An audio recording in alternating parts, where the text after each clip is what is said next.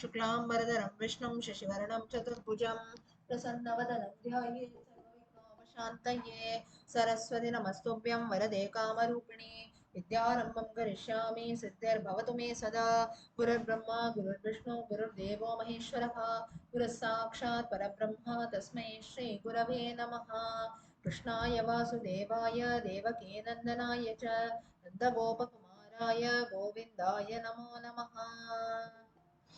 Okay, let us start. So basically today's session is an ongoing session wherein we were looking at the stories from the Puranas. So finally we have reached Bhagavata Puranam. Bhagavata Puranam also we have started. And I think we had reached last time till Narasimha Avataram, Hiranyakashipu, Prahlada. I think the story of Vritrasura also we had discussed, right? Wherein Indra, with the help of his Vajrayudham, ended up killing Vritrasura. Okay, now let's continue. Further, we have the story of Gajendra Moksham that is there, that is highlighted here. Gajendra, if you see, was a king in his previous birth, a king called Indradyumna. Due to a curse, he was born as a Gajendra. Gajanam Indraha Gajendraha, meaning the king of elephants. Now, Gajendraha, the actual meaning is Gajanam Indraha, as I told you, king of elephants. But as we kept calling the elephant with that name, Gajendra, it is used as a name for the elephant. So that's when when a Makara, a crocodile comes and holds his leg, he calls out to the Lord.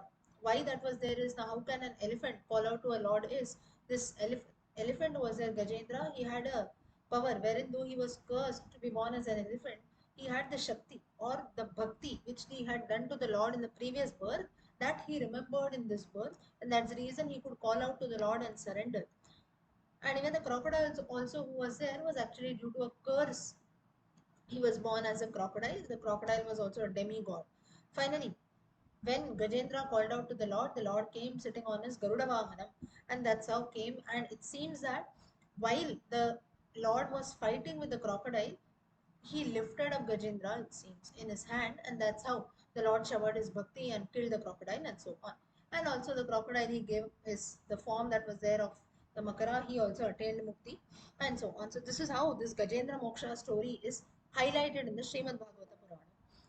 Further, so why this instance is also there is to show that bhakti is something which is not limited to human beings alone, even to creatures also the Lord shows his Maya.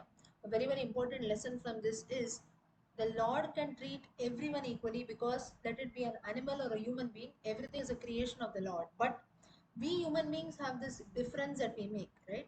In fact, for us, even amongst human beings, also we develop differences and behave differently. But for the Lord, everyone is equal. So stories like Gajendra Moksha also, they convey a very, very important message that in front of the Lord, everyone and everything is equal. We are no one to differentiate between people or creatures. Even the roadside dog also is a creation of the Lord. I am also a creation of the Lord. This feature that is there, or this way of looking at things is something which stories like Gajendra Moksha try to highlight. Now, the story of Gajendra Moksha is not again mentioned only in Srimad Bhagavatam, various other Puranas also give a reference of this. Yeah. Okay, further moving on. Next is you have the story of Samudra Mathanam that is there. Now, finally, a time came wherein it was believed that the Samudra or the ocean had many gems inside it, and both the Daityas and the Devas, that is, both the gods and demons, they had a conflict between them that we have to churn the ocean in order to get the gems that were there inside. That's when it seems that now, if you see Srimad Bhagavatam is a conversation that is taking place between Shuka Brahmam and Parikshit. Now, Parikshit was curious to know about the story of Samudra Mathanam, and it seems that all of them they went, and both the gods and devas they went and they wanted a solution to this. And while they got a solution, Vasuki, the serpent of the serpent who's there around Lord Shiva, he comes there, and it seems that now the gods were also very smart. Now the snake's mouth, if you pick up, if you hold that part of the mouth, it's going to emit poison, right? So the devas took the tail part of the snake of Vasuki, and the demons were given the mouth part.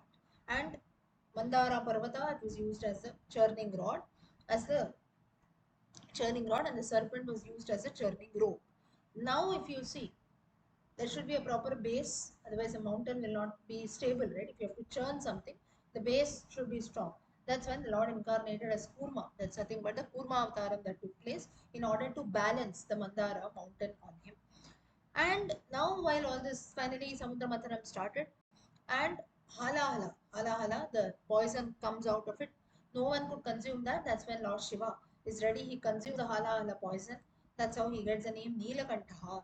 Neelaha Kantaha, yasya saha, one who has a blue neck. It is believed that Parvati Devi holds the neck of Shiva while he was consuming the poison. That's when the poison gets deposited in the neck of Lord Shiva and he gets the name Neelakantaha. And this is also the story reference behind the Ekadashi Dwadashi Vrata that we do.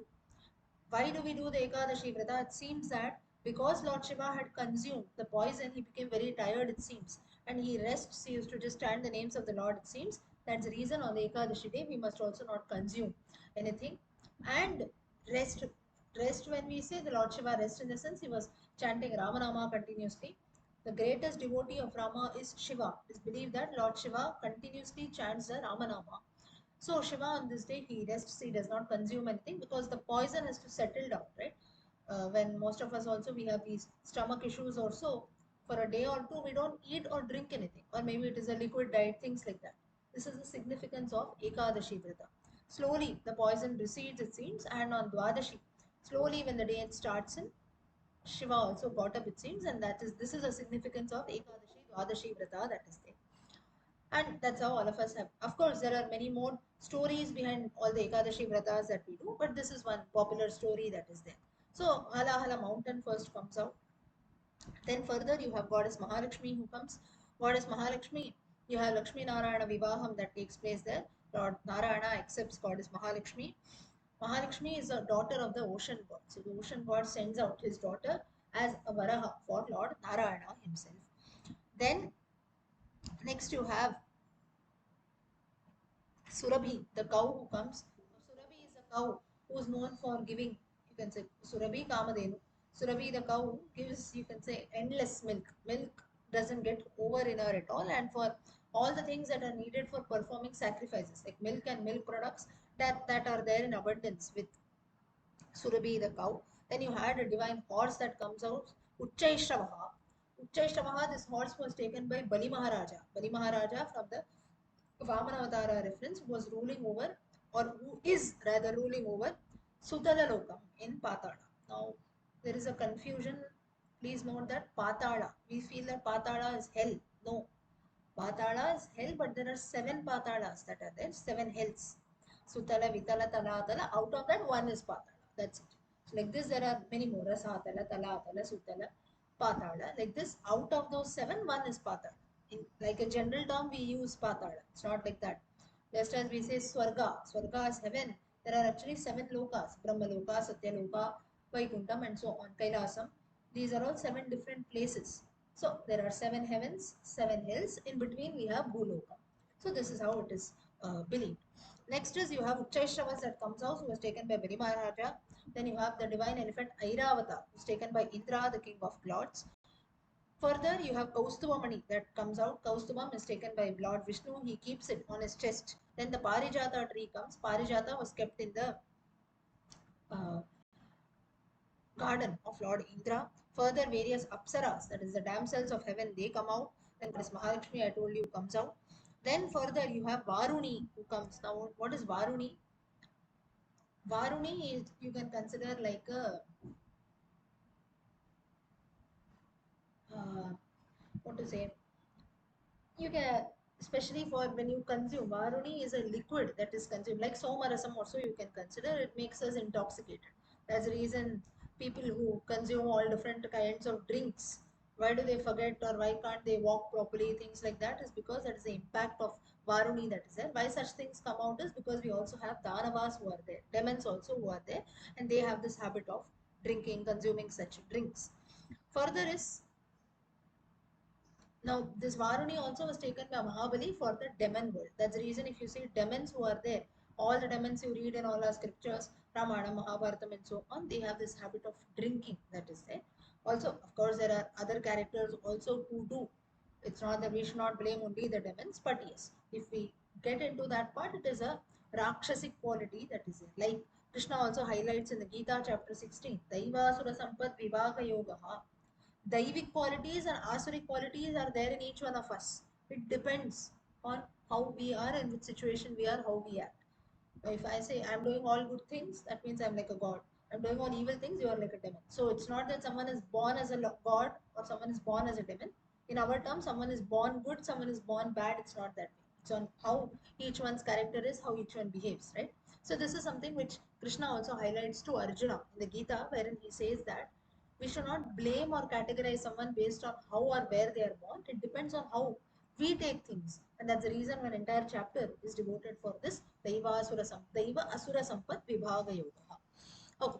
Further, you have after all such things come in, finally Amritam comes, which was snatched by the gods. That's when Vishnu takes an avataram, that is a Mohini avataram, and that's how the demons are captivated towards her. Somehow she distracts them, and then she starts distributing.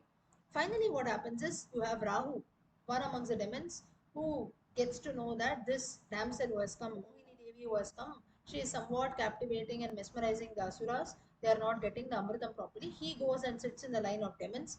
This was seen by the sun god and the moon god, who immediately complained to Mohini. Vishnu Bhagavan, who is actually Mohini, he shoots out he shoots a Sudarshana Chakra. Rahu's head is cut off. But as he had consumed a few drops of nectar already, Amritam, it seems that he could not die completely. Lord Brahma gives him the status of a planet. That is nothing but not exactly a planet you can call, but that's how you have the eclipse phenomena that comes in. But till from then, what happened is because the sun god and the moon god complained that Rahu is sitting in the line of the lords, Rahu became the enemy of sun and moon god. That's how we have the Grahanam that comes in, eclipse phenomena, wherein Rahu Bhagavan seems to hide the sun god and the moon god. And of course, you have the Rahu dosha, Ketu dosha that we say, which comes in and tries to hurt all of us. Of course, we should not get too much into this. At the same time, we must not always ignore such things also. Because yes, there are certain things wherein certain phenomena which affect each one of us. I'll give you a very simple example for this. Some people may feel that, okay, how can something in the sky also? Okay, I'll ask you all of you a simple question. Uh, Now, those who say no, there is this Rahu dosha, Ketu dosha, this dosha, that dosha. How can some heavenly body in the sky, how can that affect us? Some planet is causing some trouble to me. How is that possible? You're sitting on Earth, right? How can a planet in heaven cause something to you? If now there, maybe a few of us we don't believe, but yes, you would have heard such things, right? Anyone? And most of us we believe also. There's nothing wrong in that. How come? No? Nobody has an answer?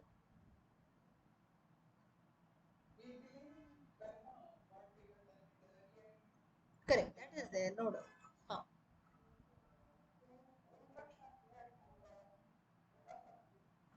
Okay.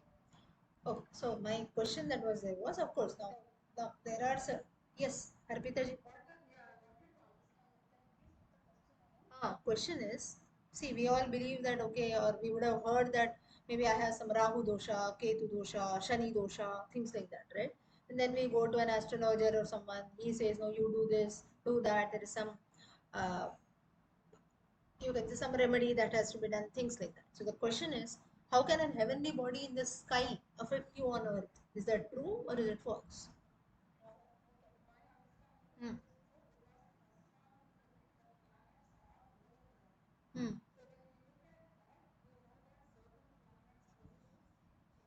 Hmm. Hmm.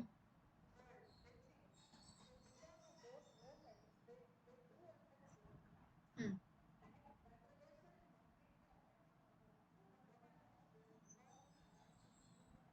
Hmm. Yeah, correct. So for this, a very simple thing is just as we have the sun, right? SUN sun. Sun is also far, far away, but you can feel its heat. And we have something called sunstroke also that comes in, right? That is because of the sun in the sky, it affects me on the earth, right? We say no, today it is very hot, today the sun has not risen, and so on. Or maybe in the afternoon time also you move about, the sun is at the top, you can actually feel the sun's rays, right? So there are few planets and stars whose impact we can feel, so we believe. But for the other planets that are there, their impact is also seen somehow, just as the suns we can experience. For other planets and the moon also, there are certain things that are there, it's just that we cannot feel it. So point number one, we cannot deny that heavenly planets also don't have an impact on us. This is one thing. But the other point to it, doesn't mean that every time you do some remedy also. Like for example, and again you take the sun's example. Sun is there in the, oh, I'm feeling very hot, very hot, very hot. Can you do something for that? You cannot do it, right? You have to sit in your house, you wear a cap also, and then move about. There cannot be no, there is no remedy for that. Oh, the sun is causing me a lot of trouble. I think I'm facing sun dosha also. I have to do something. There's nothing called Surya dosha, right? So same thing happens with other planets also. Rahu dosha, Ketu dosha, Shani dosha. Yes, there are certain remedies for that. There is a science also which is there. But like I told you, we cannot deny the fact that these heavenly bodies also don't have an effect. That's the reason we have the phenomenon of high tide, low tide. The moon in the sky has an impact on the water bodies. Similarly, these heavenly planets have an impact on each one of us, on Bhulokam also, on Earth also. But too much, we must not get into that, because certain things are not there in our hands to the level best. Like Mahalakshmi ji said, we are focusing on doing one's karma, but we must not get into this too much. At the same time, we should not deny the fact also. Just because I cannot experience, sun is okay, it's there in the sky, I can experience that, okay. Other planets, just because we cannot experience, doesn't mean that their effect is not there. Yeah. So here the same thing has been told, and this is the reason why we have the phenomena of eclipse or grahanam that takes place. With this, Samudra Mathanam comes to an end. Finally, the Lord, after the Samudra Manthanam, he reveals his form. Mohini Avataram is gone. The gods get their share, the demons get their share. Somehow, for a few days, it seems that things were good between the lords, between the god and the demons. Finally, again, they start fighting with each other. That's when further Shuka Brahmam, the next part of Srimad Bhagavatam, wherein Shuka Brahmam says that there are different manvantaras that are there and different manus. Like most of us, when we chant the Sankalpa, we say Vaivaswata Manvantare. That is Vivaswa. Vaivaswata Manu is the current Manu. Current Manvantaram is Vaivaswata Manvantaram. Like this, there are different Manvantaras, Chakshusha Manvantaram, and so on. So Shuka Brahman predicts all of that and says that there are different Manus who are there. Savaranika Manu, and so on. Like this, he tells. So the entire time division that is there. For so many years, this Manvantara will exist. So many years, a particular Manu will rule over. All that Shuka Brahman tells in detail. Now, we won't go too much into the details of that. Those who are interested, you can read through the original Srimad Bhagavatam that is there. Further, you have the Vamanavataram story that is highlighted. Vamanavattara, how he brought down pride of Mahabali. Then you have Matsyavataram that is highlighted. Now, Matsyavataram, the main purpose of Matsyavataram was to safeguard the Vedas. So, Satyavrata was a king, or there's also Rishi. Satyavrata Pandyan is the name of the king, or a Rishi, you can understand, who Lord Vishnu he incarnated in the form of a small fish. This Satyavrata Rishi, he brought him to his house. The fish kept on growing. One fine day, it reached to such a size that he could not keep the fish anywhere. That's when Satyavrata asked that, I know you're not a normal fish, please reveal your original form. That's when the Lord revealed his form, saying that I'm a form of Matsya. I've come here to help you cross over this ocean, safeguard the Vedas, who are actually, now if you see, Hayagriva, there are two Hayagrivas. One is Lord Hayagriva, an incarnation of Lord Vishnu, a form of Lord Vishnu. Second is Hayagriva was an Asura. Hayaha Grivaha Yasya Saha. One who has got the face of a horse. So it seems that this Asura Hayagriva, what he did was, he had stolen the Vedas from Lord Brahma and he was running with them. That's when Matsyavataram took place. The Lord defeated Hayagriva and he safeguarded the Vedas. Now, just by keeping the Vedas is not necessary, it has to be spread amongst the masses. That's when the Saptarishis who are there, to various sages, the Lord proclaimed the Vedas. To Satyavrata also he taught the Vedas and he told that this must be passed from one generation to the next, so that knowledge is passed on, and that's how people will learn, life will sustain, and so on. So the main purpose of Matsya Avataram or Matsya Avatarams, you can say the bottom line that is there is the importance of Jnanam, importance of knowledge that is there. If that is lost, everything is lost. Moreover, an important message which is conveyed through Matsya Avataram is I am learning something, that is one point, but spreading it to others, teaching the same to others is something which is more important. I know 10 things, about those 10 things, if I'm not ready to pass it on to others, it goes waste, right? I know something, I keep it to myself, it doesn't help. It will become more useful when I pass the same to others also.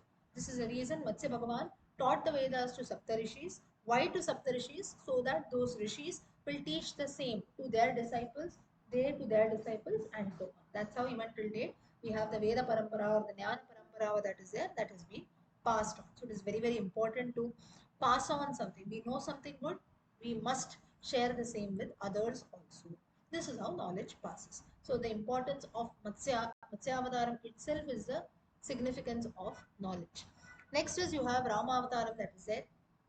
Now in the Srimad Bhagavatam, if you see, Rama Avataram is very small. It's not highlighted much. Rama Avataram, in a gist also, you have the story of Rama that is told.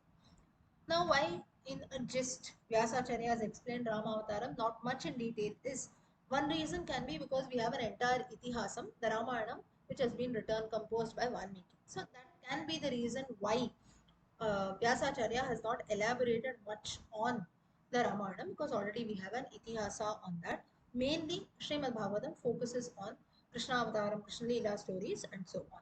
And anyways, for Ramayana, we have an entire epic of 24,000 verses. So much in detail is not highlighted in Srimad Bhagavatam.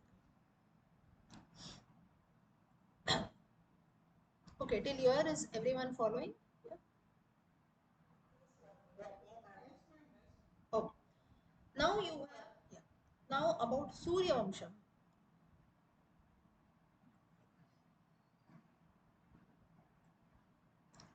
Now, Surya Vamsha, if you see, that is the Vamsham of Lord Rama, or the Ikshvaku Vamsham that is there. The Chandra Vamsham is, now Surya Vamsha has originated from the sun god. Chandra Vamsha, as the name suggests, has originated from Soma, the moon god. Now, if you see, Soma Bhagavan who was there, he had performed the Rajasuya Yagam once it seems. And he developed desire for Tara. Now, who is Tara? Tara is a wife of Brihaspati. Brihaspati, who is the guru of the lords, right? Guru of gods is Brihaspati. His wife was Tara. So Soma, that is the moon god, developed feelings for her, and forcefully he ended up kidnapping her. Now Tara Devi also, she too used to like Soma, it seems. Now here what happened is, now obviously Brihaspati is not going to like this if someone else is going to come and abduct his wife also. Here what happened is Shukracharya, who is the guru of the Asuras, obviously he is going to be the enemy of Brihaspati. So Shukracharya, he supported Soma, that is he supported the moon god.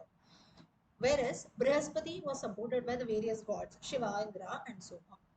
Now it seems that in the meanwhile, when all was being happening, Tara Devi became pregnant, it seems. So Soma and Tara Devi were living together. That's when she, now in all this confusion to save Tara from, to bring back Tara Devi to Brihaspati and so on, in the course of time, Tara Devi becomes pregnant. Now Brihaspati became very sad. And now obviously, first of all, he was already hurt that his wife is staying with someone else. Moreover, now if she has become pregnant also, it becomes very difficult for him to accept, like any of us. And he ended up cursing Tara Devi that once you die, I will not even touch your ashes also. That's when, in the course of time, Tara gave birth to a son called Buddha. Buddha is nothing but the planet Buddha. And later, this Buddha only was named as Pururava. So from Pururava only, we have the Chandra Vamsham, which starts. Now, this Pururava who was there, he married Urvashi. I'm just telling you the lineage. Urvashi, who is an Apsara. And Urvashi, it seems that she, from Swargaloka, she comes down to Golokam to stay with Pururava. Now, Pururava also, Urvashi also left Pururava. And further, what happened is, like this, you have various sons who were born to Urvashi also. Urvashi, Pururava, few children were born. That's how the Soma Vamsham moves about. So if you see the Soma Vamsha that is there is a bit, you can say how the Soma Vamsham came about is Soma, he married Tara, who was a wife of Brihaspati. To them, son was born Buddha. Buddha later came to be known as Pururava. Pururava ended up marrying Urvashi, who was an Apsara. Urvashi comes down from Swargaloka to Bhuloka. In the meanwhile, she leaves back to Swargaloka also after begetting few children. That's how the Soma Vamsha continues. So this is a lineage of Soma Vamsha. Various kings who are born in Soma Vamsha, that is also highlighted here. Now, if you see further, you have the lineage of Pururava, that is true. Pururava, he had four sons, Yayati and so, Ayu, Shratayu, Jaya, Vijaya. Further, Yayati is born to them. Then you have Dushyanta, who is born, Dushyanta, Shakuntala, the famous, from the famous story from Mahabharata. So like this, this is how the Soma Vamsham starts. Then you have Bharata. Then you also have Kuru, who is born. Kuru, who is the ancestor of the Pandavas. So like this, you see, this is how the Pandavas belong to the Soma Vamsham. And Rama, he belongs to the Surya Vamsham. So this story has been highlighted in the Srimad Bhagavatam. Further, you have Krishnavataram. Krishnavataram, that is there. Now, the main story or the Shamaskandam of Srimad Bhagavatam, if you see, is divided into two parts, Purvakandam and Uttarakandam.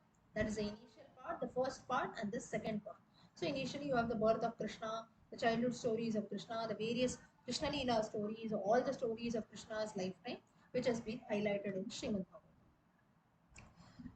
Now, the birth of Krishna, as all of us know, was not at all easy.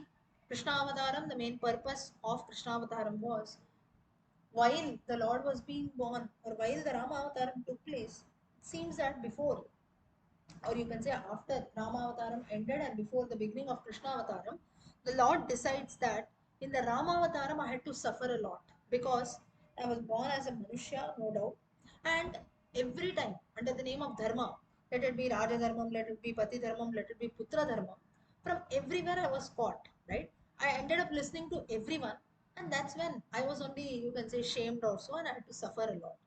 Of course, there are many other reasons also. This was a rule of Rama Avatar. So that's when the Lord decides that in my next avataram, what I will do is to establish dharma. Paritrāṇāya sadhūnām vināṣāya ca duṣkratāම් dharma samsthapanārthāya sambhavāmi yuge yuge. Next time when I have to take an avatara, I will be born as a Manushya, no doubt. But wherever I have to take a stand, I will definitely do that. And if I see that there is adharma, to establish dharma by hook or crook, I will do that. Unlike Rama Avataram, wherein for everything I have to seek permission, oh, this is under Raja Dharma, I have to leave my own wife. This is Putra Dharma, I left my own. So, like this, if you see, in everything, for in Ramavataram was full of rules. Maryada Purushottama. Krishna Avataram, the Lord was born to break rules. But the point is, again, the significance of Krishna Avataram is to establish dharma, to win over adharma. If the opposite person is doing anything, or you can say, I have to always look at the ultimate result. Like the same thing is advised by the Lord to Arjuna in Gita, wherein when Arjuna was confused, saying that these are my own relations, these are my own cousins, these are my own gurus, how will I fight with them? It is actually adharma, right? If I kill my own people. That's when the Lord gives him a very, very important lesson saying that if the opposite party is not willing to accept, if the opposite party is not thinking this way, you should also not think. Now, here does it mean that if someone else is doing wrong, I will also do wrong? It's not that way. The Lord says that Swadharmaha, you are being born as a Kshatriya, your first dharma, your Swadharma is to take care of your people, to work for the welfare of your people. If characters like Duryodhana, the Kauravas are alive, it is going to ultimately cause you trouble and trouble only. And anyways, we have given them many chances, right? Right from the time you are born, the Kauravas are causing you trouble. They sent to Vanavasam. They tried so many ways to kill you all. 1 year you were living in incognito. Even after you returned back, still they did not give you your share of the kingdom. Moreover, you asked just for 5 villages for the 5 Pandavas. That also was not given to you. Now, and moreover, they are also causing trouble to the people. If there is going to be no solution, Draupadi was insulted. So many wrong things which are being done. We have given them multiple chances. Still, if the opposite party is not listening, now is the time when we have to take action for the welfare of the world. So now don't think and fall into all this trap of attachment, relations, this and that. Arjuna, get up from this. So this is the difference between Rama Avataram and Krishna Avataram. Further, Krishna Avataram, if you see, was not at all easy. Krishna was born to one mother. like Andal also highlights, wherein he was born to one mother in a Karagraha and he moves on somewhere else. That is true. Gokula, where Yashoda takes care of him. So again, his childhood was not at all easy. Right from the time before the child was born, there were dangers which were waiting for the child. And the famous Karana Krishna Samvadam that is there. Karana, he says that when he was fighting with Krishna, he tells, life has been very miserable for me, very unfair for me. For you, things are very, very easy. He told the Lord. Even Arjuna also used to feel. Arjuna said that, oh Lord, for you, you are an avatar. You are a form of the Lord Himself. You know everything. But I, as a human being, I don't know anything. All this conversation is not directly mentioned in Srimad Bhagavatam, but in the commentaries also you can read such stories, wherein the Lord gives a very simple reason saying that it is good, Arjuna, that you don't know what happened yesterday, what has happened in your past birth. At the same time, you don't know what will happen tomorrow. It's good that you don't know. That's the reason you're living peacefully. If you know that something is going to happen, something evil is going to happen with you tomorrow, you'll not live even for a minute peacefully, right? Now, say for example, now if someone comes and tells us, now tomorrow, you know, something bad is going to happen with you. From this minute onwards, we will not be able to sit still for a minute, right? What will happen? What will happen? Then maybe at a point of time say, forget, nothing will happen. Why should I believe someone? For a minute or so, we convince ourselves. But the next minute, why did they say this way, right? Our minds get trapped. So it is always better that let a good thing happen or a bad thing happen. It's good that we don't. Someone says that 10 years later, you're going to die on this day. Next 10 years, we'll not even live peacefully for a minute, right? Or so such things, like just simply thinking about them, it seems that such things are interesting, but it is not at all so. Oh, it is so good, right? If I know about my future, it's so good if I know about my past. It is very, very good, but it's good that we don't know, because the minute we know, we'll not be able to live peacefully at all. Whereas Krishna says that in my case, you see, I'm an avatara, you feel that I'm very much great, and I know everything, where I'm going to be born, what I'm going to do, and so on. But then you see, life is full of troubles, because so Arjuna has a feeling, he says, I cannot choose where I'll be born, what I will do, and so on. You have got this option, right? I'll be born to Devaki Vasudeva, I'll be born to Dasharatha Kaushalya, I'll be born in this family. All this, you know, you're so lucky. For then the Lord says that it's not that I am deciding. For establishing for establishing dharma, I have to be born here. I know that dangers are awaiting for me. I know that there is someone before I'm being born also, there is Kamsa who is waiting to kill me. Will you be born, O Arjuna, in such a place wherein someone is waiting to kill you? Will you even be able to live for a minute? You cannot do that. But Arjuna, I don't have an option. I have to take a birth this way. I have to face dangers right from the time I am born. I cannot live a normal childhood like you. Like this, a lot convinces. Further, when Karna has a samvadam, Karna says that life is very unfair to me. I was born to Kunti Devi. Kunti Devi left me away. Duryodhana was the one who supported me when the entire world shunned me, because I was born to a charioteer. So it is my dharma to support Duryodhana. That's when Krishna says, no doubt you must support Duryodhana, but if you are really going to support Duryodhana, if he is on the part of adharma, it is your duty to bring him back. Like all the other Kurus also did, like Bhishma, Drona, Kripa, and so on. In order to support Raja Dharmam, they went on the path of Adharma. You must support your own people, but Dharma and Adharma is something which is separate, right? Not at the cost of Adharma. No, he's my own father, but no, he ends up killing four people. I have to support him because he's my father. Killing people is Adharma. You cannot support your own father also for that. I'm giving you an example. So, like this, like there are examples wherein Krishna says that no doubt Duryodhana supported you, you must have respect for him. But if you were a true friend also, if you wanted to support Duryodhana, you should have told Duryodhana not to go on the path of adharma. Still he was not listening, you should have given him on day one. Because dharma and adharma is something which is universal. It doesn't go, no, he has supported me, so I'll be there. Maybe, for example, there is a robber also. He gets 100 rupees, he steals from somewhere, he gives you 50 rupees every time like a commission. No, no, he's my friend, always he gives me 50 rupees. Doesn't happen that way. Like this, in the case of Valmiki also. Valmiki, when he was a dacoit as Ratnakara, he he used to stop people, he used to show a knife to people also in the forest and steal whatever those people had with them. That's when one friend in Narada says that, for whom are you doing all this? He says, I'm doing this for my old parents, wife, children also. But Narada says, all this that you're doing is going to lead to Papa Karma. Are your family members going to share it? Share the same, he asks. Valmiki or Ratnakara very proudly he says, yes, obviously, I'm doing all this for them. So if I have to face something, my entire family also will share the same. Narada says, you first go and ask your family whether they will do that. That's when the family members of Ratnakara said that we never told you to go on the right path, on the wrong path. For us, it was your duty to fetch for your family. We didn't tell you to go and rob people also. So why should we share your karma? Ratnakara was shocked to hear this. This was a turning point in his life. He comes and tells Narada that this is what my family has told. Now I don't want to do all this. That's when Ramanamam was told by Narada. He tells Valmiki that you chant, but Ramanamam also did not come, it seems, initially in the mouth of Valmiki, because in the mouth of Ratnakara, because of all the bad karma that he did. That's when Narada says that Mara, Mara, Mara, Mara, you chant. Automatically it becomes Rama, Rama, Rama. You will attain moksha, and that's how he becomes a composer of Ramayana. Same thing Krishna also highlights. He tells that someone is on the path of adharma, you should not support them, because ultimately that person is not going to come and share your sins also. You only have to face that.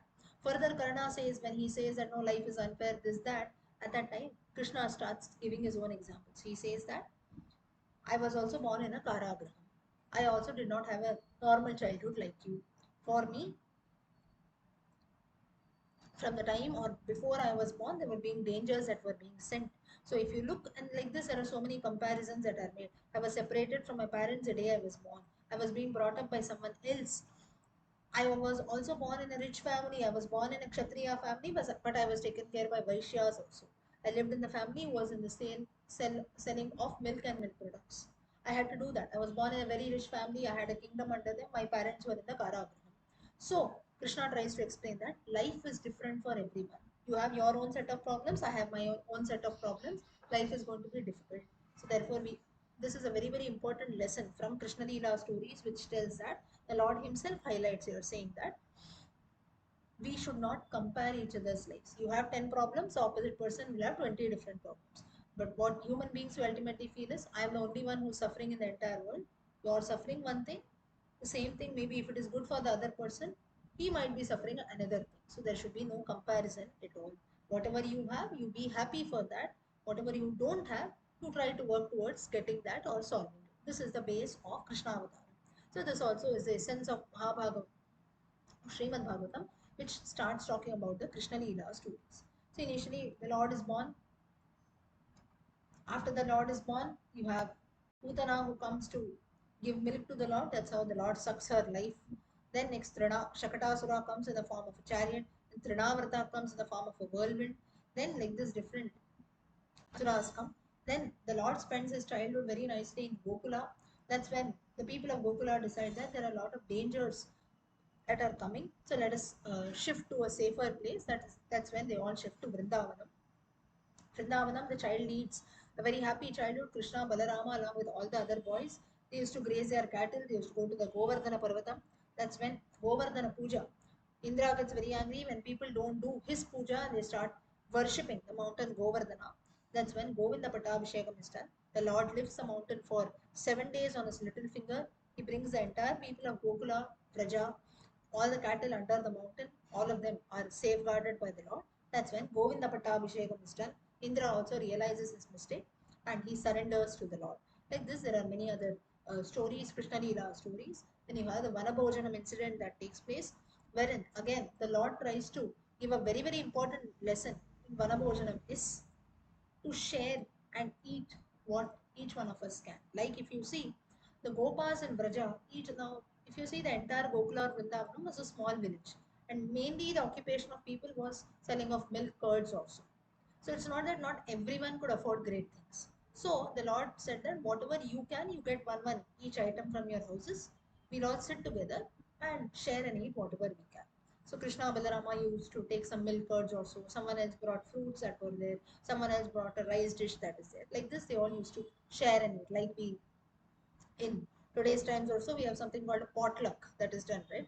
In colleges, offices also, potluck is nothing but 10 people or so, 10 people get 10 different items, we share and eat, right? So the point is there, no one says that, oh, they bought this, I bought this. There is no comparison that is made, right? So the Lord gives a very very important lesson here, saying that whatever is what has to be shared and eaten.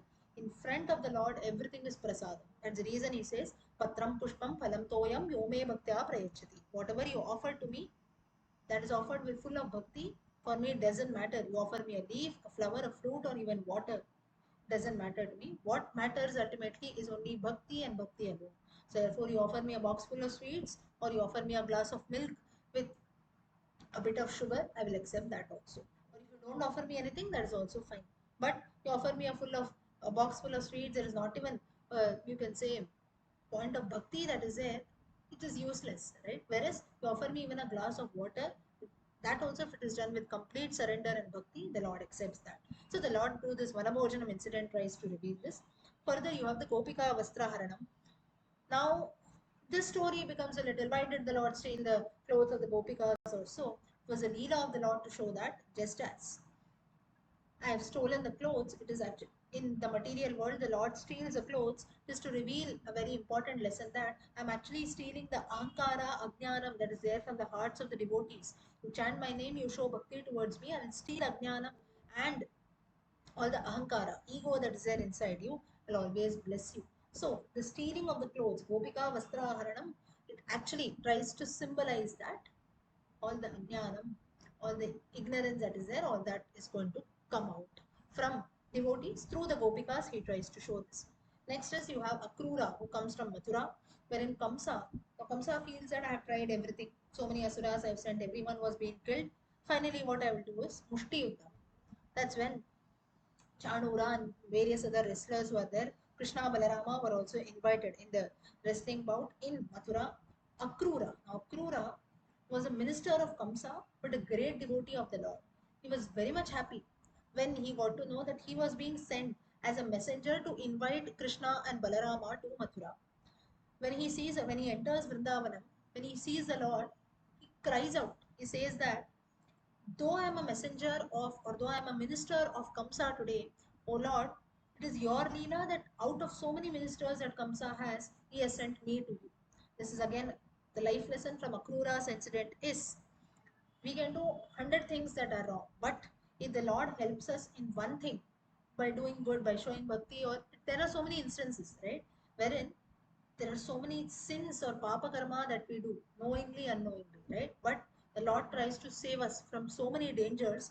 At that time, we have to consider ourselves blessed that out of the crore devotees that are there, out of the innumerable mistakes that I make, the Lord has still shown His karuna to me. Akrura's incident teaches this lesson, wherein there are so many ministers that Kamsa had. He could have sent anyone, but he chose Akrura only because Akrura's bhakti towards the Lord was something which pulled him close to Krishna and Balarama. So at times, like Kamsa here is a negative character, but if Kamsa had not sent Akrura, then maybe Akrura would have never come to Krishna. So it seems that while Akrura came to Vrindavanam, he got the darshana of Krishna and Balarama. He thanked Kamsa, it seems. Now here you can say, and he told the story to the localites. Vrindavana, people of Vrindavana asked Akrura, "What a fool you are! You met Krishna and Balarama, you are ending up thanking Kamsa. Kamsa is such an evil character, he is causing so much of trouble to our Krishna, you please go out from here." People of Vraja got very angry on Akrura.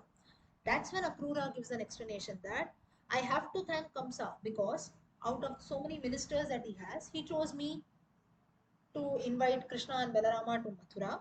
Only then I will get a chance. He was the one, though he is a negative character also. Through the medium of Kamsa, I could get the darshana of the Lord.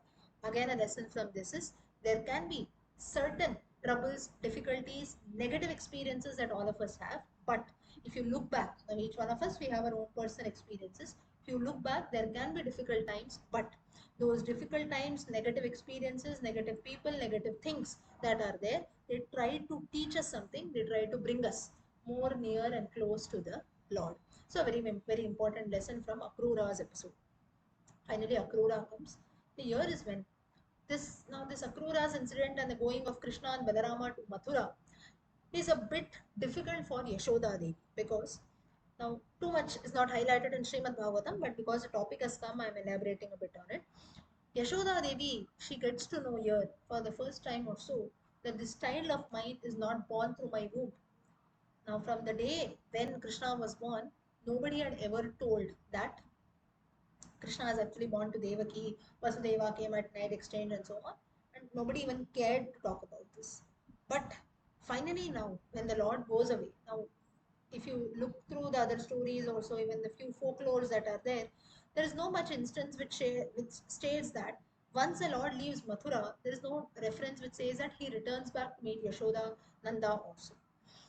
That's when he feels Yashoda Devi, when she gets to know about this, her sorrow that is there is something which cannot be counted or measured at all.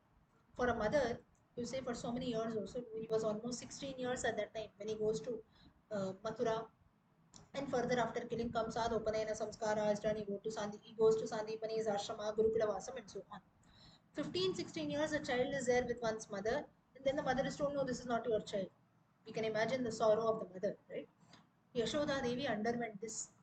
Krishna also could not control himself, it seems. But Krishna followed that, promised Yashoda Devi that in my next avataram that is there, as Srinivasa, Srinivasa is Lord Venkateshwara of Tirupati, I will be born to you only as my mother.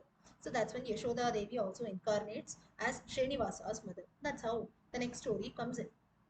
So here, this also is a you can say a very sorrowful stage in the life of Krishna. Again, why this stage the Lord did this? It can be due to Yashoda's karma also. Now, there are instances which say that Yashoda is actually Kaushalya in her previous birth, in the previous avatar. So, in Rama avataram, if you see, Kaushalya, though she gave birth to Rama, she could not stay with Rama. But here, that is Vanavasam period and so on. Here, Yashoda Devi did not give birth to Krishna, but she spent the childhood days she could stay with Krishna. So karma pays back properly. It is said that Devaki in her previous incarnation, Rama Avataram, was Kaikeyi. Now, Kaikeyi did not give birth to Rama, but she was the one who was responsible for separating Rama, right? Now, here what happened is, but Devaki, if you see in the childhood of Rama, was very much dear to Rama. For her, more than Bharata, Rama was dear. Krishna Avataram, what happened is Devaki gives birth to the Lord, but she had to face separation because from her child, because she had done the same with Kaushalya in her previous birth. Now, this instance is not there in Srimad Bhagavatam, but there are folklores which tell. So the point is, cycle of karma is something which is equal. So today, if you are doing something, or if you are uh, experiencing something, that is all due to the karma or experiences which we have done. If today I am facing some problem, I have done the same thing with someone else. That's the reason I am facing it. But today, if we are enjoying, or you can say if there are happy experiences that come in, I have definitely done some good things also. So the law of karma that is there is equal for everyone. The Lord also is not an exception for this. The Lord's parents are also not an exception. But of course, because Yashoda Devi had a lot of devotion to the Lord promises that in my next incarnation as Srinivasa, I will be born to you only, O mother, and I will stay with you only, like a normal mother and child relationship. So like this, there are Krishna Leela stories. Further, you have the marriage of Krishna with his Ashtamahishis, Rukmani, Satyabhama, Jambavati, Lakshmana, and so on. All that in detail is given in Srimad Bhagavatam, how he got married to each one of his wives. Then you have the Narakasura episode. Narakasura had abducted and kept more 16,108 rough princesses with him. That is the Deepavali, Naraka Chaturdashi, which we celebrate, Diwali Utsavam. And finally, Krishna, he saves those princesses from the captive of Narakasura. Now, this is as sorry, the society will not accept these princesses because they have been held captive in the capital of Narakasura. At the same time, what will those princesses do? That's when, to support them in the society, Krishna ends up marrying all those princesses. For each of these princesses, he builds a separate kingdom palace also. Now, how can the Lord marry so many princesses also? There are so many critical comments that are made. Now, marriage was something in those times which was accepted. It was not with one partner also. One person could have many partners. Dasharatha having three queens, three chief queens, 350 wives were there. That doesn't mean that he went in the family way with all those queens. Those queens who are there, those 350 queens, Dasharatha Dashaharataha. In all the 10 directions, the chariot of Dasharatha used to go. The meaning is he could defeat kings and kingdoms from all the 10 directions over there. So when he used to defeat a king or so, that person, the king, either he was killed or maybe they used to go to Vanaprasthashrama, the Sannyasashrama, they used to retire to the forest. That's when the princess or daughter of that king used to be offered in marriage. So this was how the tradition used to go. Like this, Dasharatha had won over almost 350 Mahishis, 350 queens. So to each one of them. So it was actually marriage in the sense not going in the family way, getting children also. Basically to take care of those ladies So from that day onwards, the responsibility of the queen is yours. You have won over my kingdom, my queen also is yours. So Dasharatha used to fetch for all these queens also used to take care, build separate palaces. Same Krishna also did. So he also, for him, Ashtamashis, 8 chief queens were there through whom he begetted children, and for all the rest, for all of them, he built separate palaces also. All of them were given the best of facilities. They were all treated like his queen only. So this was the respect which the lords have. There are many interpretations wherein, and so many fools and ajnanis who make different comments. How can the Lord marry so many times? But it's not that. Marriage, in the sense, in those times was to keeping the queen who was there. Dasharatha did the same thing. Why did Rama not do this? Rama had taken up Ekapatni Vrata. In those times, in the society, it was common. Today's times, if you see, law has been passed also. One person will have one partner. So, like a fool, if he argues saying that why today, then it is not happening. We cannot take care of one partner, also, we cannot stay properly. Then you talk about having more than one partner, right? With children, also, if you see, 50 years back, 100 years back, one they used to have many children. Today, having one children is also a problem. Many people have decided, no, it's better I don't have children, right? So in the course of time, if you see, life changes, lifestyle changes. We cannot sit and argue why things are that way. Again, Yuga Dharmam, there is something called Yuga Dharmam. Kali Yuga Dharmam, or in today's times, average human lifespan is 100 years, right? In that, you cannot end up having two partners and 100 children also. In those times, in different yugas, Satya Yuga, Treta Yuga also. Like there are references when Rama's height was 8 feet. Ajanuba, whose hands used to reach till the knee. Today, maximum 6 feet, right? That also, if people are tall, we call them as abnormal. More than 6 feet or so, such a person doesn't exist. And he lived for 10,000 years or so. So if you see, lifespan is more, lifestyle is, everything is different. So this is something called Yuga Dharma. And there were the laws there in those society was different. In that society was different. So blindly, we should not make a comparison. Considering all the aspects, proper comparison has to be made. So like this, Krishna Avataram ends. Krishna Avataram, finally he goes to Dwaraka. Dwaraka, he lives with Rukmani Devi. And then you have the instance of Sudama who comes in. Sudama, a very poor childhood friend of Krishna. Sudama's wife sends him that you please go and ask Krishna. Sudama says, the Lord has blessed me. Whatever he has given, I will accept that. I will not go and beg something. Sudama brings a packet of puffed rice. The Lord accepts that very happily. And he blesses him with the best of riches. It seems that when Sudama returns home, he himself could not recognize his wife, his house also. That was the amount of transformation which the Lord blessed him with. Further, he comes to Dwarakapuri. The end of Krishnavataram is near. The Yadavas had got a curse. Gandhari had also cursed Krishna, saying that I think approximately 85 years or so. I'm not exactly sure. I think after the Kuru Yuddham, the Dharma Yuddham, Mahabharata Yuddham, it seems that she says that you have killed, you are responsible for killing all my sons, you will also face death. And anyway, Krishna had to do that because he was born in the clan of Yadavas. Yadavas had got a curse that they will, uh, their end will come, and the Yadavas ended up killing each other only. Finally, when Krishnavataram had to come to an end, Krishnavataram, we know how the end comes in today's also Prabhasa Kshetra, that is in today's Gujarat, near Somnath, Dwaraka, if you go, you will know that an hunter called Jara, the Lord was sitting by stretching his leg also. The pointed finger, the toe of the Lord, seems to be like a deer's eye also. For the hunter Jara, he shoots an arrow, actually pierces the leg of the Lord, and that's how Krishna Avataram comes to an end. So this Jara's hunter, this episode that is there is just a medium to end the Krishna Avataram. That's how the Lord ends his Avataram, goes to Vaikuntha. Further, if you see, when the Krishna Avataram was about to end, the childhood friend of Uddhava, who was there, he feels very unhappy. He's very sad. He says that Dwapara Yugam is anyway about to end. The evils of Kali are slowly starting in. Oh Lord, you were there till now. You are safeguarding the people. What now if you go away? How will I survive? How will the people survive? And he cries out. He goes to Badrikashramam also and he cries out. That's when Krishna says that you don't have to worry at all. Though I am not present in a physical form, I will immerse myself in Srimad Bhagavatam. And people who read my stories, people who read or even Shravana Matrena, people who even listen a part of Srimad Bhagavatam Mahatmyam, if you read, you know. One part of Srimad Bhagavatam also, if people listen, my grace will be there. So the Srimad Bhagavatam books also, why we must safeguard and respect is the Lord himself has merged in Srimad Bhagavatam. And that's how Krishna Avatar ends. So the Lord says that though in a physical form I'm not present, I will be present in the form of Srimad Bhagavatam. That's how all of us we read and study the stories, listen to the glories of the Lord. Next, Uddhava, he proceeds to Badrikashrama, wherein it is believed that he is meditating on the Lord there, and that's how even Balarama also, along with his wife Revati, goes to Badrikashrama. He takes a pilgrimage. Then you have Krishna who has contributed to Mahabharatam also. That also is little bit highlighted in Srimad Bhagavatam. Majorly it is highlighted in Mahabharatam, not much. But here, of course, he was there with Arjuna. He supported him, the Pandavas, and so on. Those stories also come. With this, Krishna Avataram comes to an end.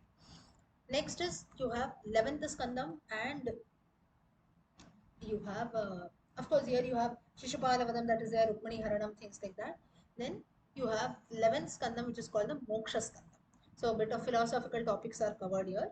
And in the 12th Skandam, you have the topic of, you can say, future predictions that are made, what will happen in the Kali Yuga, and so on. Yeah.